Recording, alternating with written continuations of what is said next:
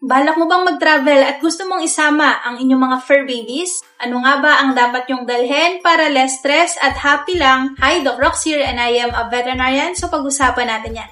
Dapat meron kayong health card and vaccination certificate. Dito sa card na to, dapat updated yung kanilang deworming at least every 3 months or every 6 months, 18-1, 16-1, at ang anti-rabies vaccine. Dapat nabibigay yung vaccine na yan every year. Mas safe yan dahil alam mo na safe ang inyong alaga kahit na may makasalamuha man siyang aso sa loob ng establishment na yon. Pangalawa, mga disposables, diapers, underpads, urine pads, poop bags, and pet wipes. Kapag sila ay nag-poop, pwede nyong linisin yon through poop bag. Dapat meron kayong sariling food and water and portable food bowl.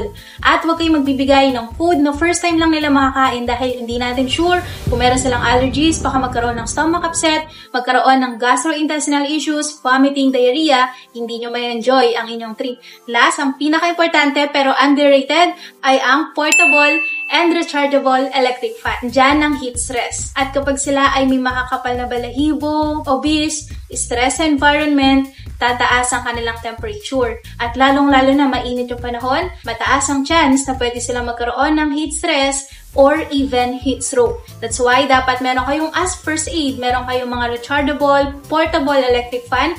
Mas advisable na at least 5,000 mAh ang kanilang electric fan para mas matagal yung lifespan, mas matagal yung magagamit. Pero lahat ng yan, ang pinaka-importante dapat meron kayong first aid pet travel kit. So make sure bago kayo mag-travel, dapat meron kayo niyang 5 importanteng bagay na yan bago kayo mag-travel with your fur babies.